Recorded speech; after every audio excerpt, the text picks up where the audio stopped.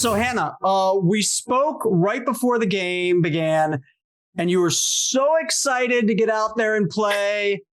So what happened? What happened is, first and foremost, hunger. I couldn't possibly anticipate what it would feel like after days. And I thought, the episode was incredible to watch. We were laughing. But what you didn't see was trying to open coconuts without a machete and having zero food at all. Not having a shelter and it monsooning for almost 24 hours. My toenails almost fell off and I didn't sleep 1 minute. And if anyone has ever experienced sleep deprivation, I haven't to this extent. I don't have a child. I've never just not slept. I couldn't function. And by the time we got to that first immunity challenge, I was waiting for that adrenaline and competitiveness to kick in because that's who I am. And there was nothing there. And I saw the rest of my tribe like bleeding and fighting to get up that wall. And I was like, oh my God, they want to be here so badly, And you didn't see the scramble before tribal and all this stuff that happened. And it's been a morning, just waking up to the amount of vitriol on the internet. And I'm not even on Instagram. It's been something. But it's interesting to me that so much hate is coming from, she took someone's spot that wanted to be there. And it's like, number one, I wanted to be there. Number two, I left partially to eat. And so that the 5 other people on my tribe whose life dream it was to be on Survivor could keep playing. And so can I just make a public service announcement? If you're the kind of person to message someone with such hate and vitriol, you probably wouldn't pass the psych assessments during casting. So good luck. You knew it was hard when you hit the beach. We saw you very early and go, wow, this is hard. When did it first hit you that because I remember you saying in your bio, you're like, I really want to be pushed. When did it first hit you that I don't want to be pushed anymore? This isn't, when did that start to creep in? Not just this is tough, but I got to get out of here. I think after the second night of not sleeping at all, I thought all my coping skills and all the preparation physically, mentally, emotionally I put into the show, I genuinely believed I'm going to do well here. This is going to be my thing. And I remember kind of vacillating between crying and feeling a higher level of anxiety than I've ever experienced, which is interesting because I've experienced some anxiety.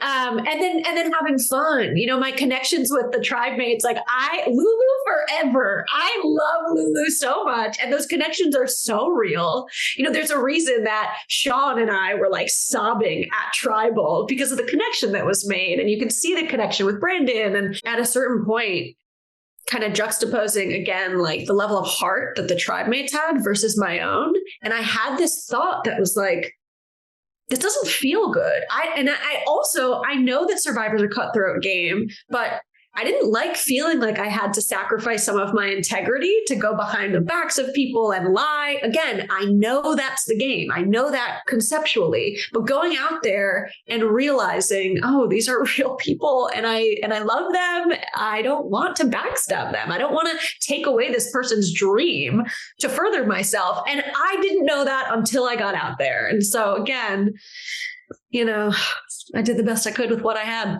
It's interesting because at one point, maybe you're saying it jokingly, oh, it's the nicotine withdrawal. But it got me thinking, Hannah, because I watched Shane Powers smoke 2 packs of cigarettes and chug coffee the day before Survivor Panama began. And he'll be the first person to tell you that absolutely put him through the ringer when the game started. So how much were you smoking before you started? And do you think that actually may have played a part? Because I've seen it play a part before.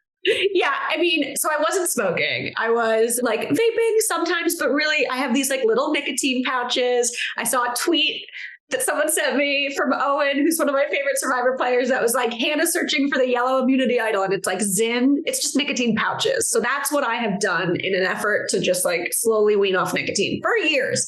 And it played a role. Again, my emotional, I had no control over my emotions. And so I think caffeine, nicotine, sleep, and food withdrawal together, it was you know what? Kind of like I said, I know people are going to rip me apart. I know people are going to hate me. I would be inauthentic and I would be lying to myself if I stayed in that game and I stayed quiet during tribal because I didn't want to look bad. And I said that during tribal. There was a 15-minute back and forth with me and Jeff, who is amazing. And I still love him so much. I called him dad. I also gave him a hug. There's just so much that people don't see. And so in this back and forth with Jeff, and he's saying, what would you say to a client that was struggling with this and wanted to give up? I think there's just like horrible thing about like quitting. And I said, I would never tell someone to stick with something that made them feel so awful. I would tell them to trust their gut, do what's best for them. And even if people don't like it, be authentic. Don't trade your authenticity for approval. And Jeff was like, oh, okay. Well, that whole tribal is interesting because you're kind of basically trying to tell your tribe to let you go, but they're kind of seem to not be taking the hint. And you're kind of like, trying to quit, but not say the word quit. So, and they finally are like, all right, we're going to do this. I guess the question I'm asking, Hannah, is what would have happened if they had just gone ahead and voted Emily out instead of you? Because you're basically saying, here's what's going to happen. So what would have happened if they didn't let you go at tribal? Honestly, I don't know. And again, that tribal was way longer than what you saw. And at one point, Jeff went down the line and said, who's going to vote for Hannah? She's giving her name on a silver platter. And they said, I'm not voting for Hannah. I'm not voting for Hannah. I'm not voting for Hannah. Sabaya said, Hannah will go when we want her to go. And that is when I said, you don't have to vote for me in order for me to leave. And it was like, oh, and Jeff was like, does that mean you're going to quit? And I was just like, listen, y'all, like, I need to eat something. I'm not okay. And then I started crying and it was tears of relief because I knew that they were going to let me leave. And, again, sorry to the haters that think that I threw away an opportunity, but I'm so glad that those tribe mates got to keep playing and give you the show that you want to see. Because as I said to Jeff at Tribal, this ain't it. It's not it for me. Well, the hard thing about Survivor is that you have to live this twice, right? Right when it happens, then later when it airs, you got to relive it.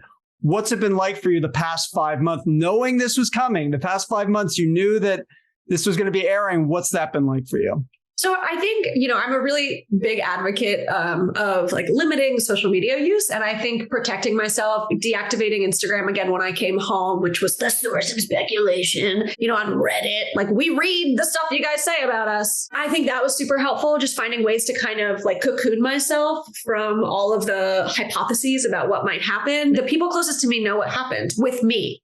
And that's all that matters. And so I've just been excited and anticipated. I love this cast so much. And watching it last night was the best. I have not felt a deep level of shame or embarrassment or like pain and fear until this morning, until I woke up an hour ago and saw my business getting attacked. And like, that's not cool. So besides that, I've just been pumped. Like I was true to myself.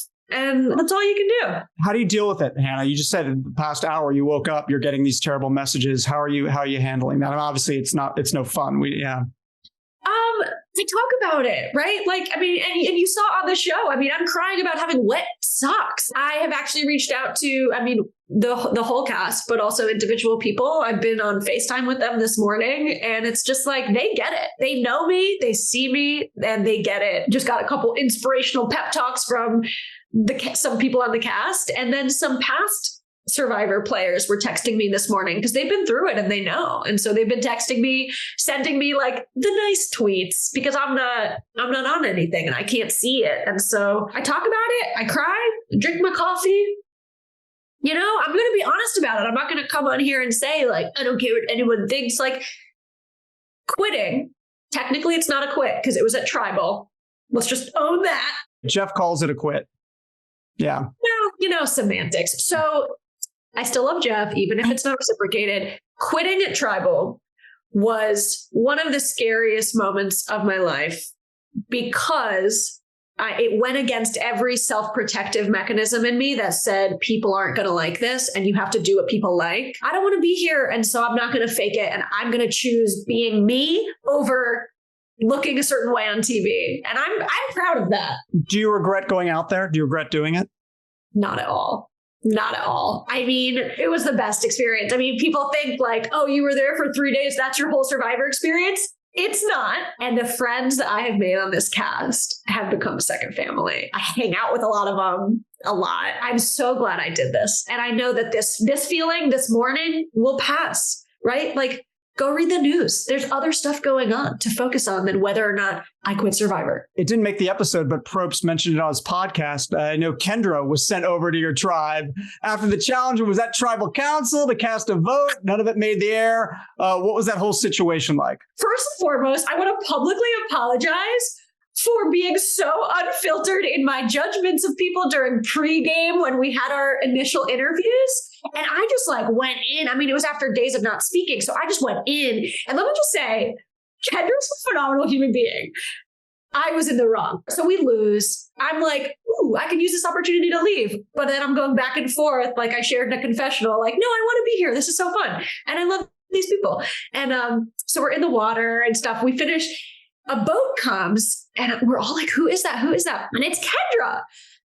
And I'm like, nope, I am too hungry to meet someone new. Like I am not. And so everyone went to go talk to her. And I walked into the jungle, which again, feel really badly about. That's not who I am. She's an amazing person. And so she ended up, I need to be mindful of what I say, but she ended up, talking to everyone. There was this huge scramble and it was like, who's going to be the vote? Is it going to be this person or this person? And I was like, well, I'm not going to write this person's name down. I refuse to write their name down.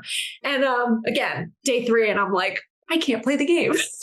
My heart is just falling out of my chest. And Kendra's there. And so she is making connections with people. And so she's at tribal. And I just wish they showed. As soon as I was like, yeah, Jeff's, my heart's not in it. Kendra's face was and I just looked at her and I was like, there's also a really funny moment. As soon as we lose the immunity challenge, I looked over at Bello because they were right next to us. Kellie on Bello looks at me and is like, oh, and I look back at her and I'm like, I don't want to do another challenge, so much harder than it looks on TV. So anyway, yeah, the whole Kendra thing, that was hours. It was hours. And I just hope that, it's very far out of my control, but I hope people watching realize 24 hours a day, every single day, there's content being filmed and then it's condensed. And so there's so much that you don't see. And now, when I'm watching shows like Big Brother and stuff, I'm like, I wonder what we're not seeing because I'm not watching the live feeds. So it's just what a lesson in people aren't just characters on TV. We are people. And sorry if I ruined your fantasy draft.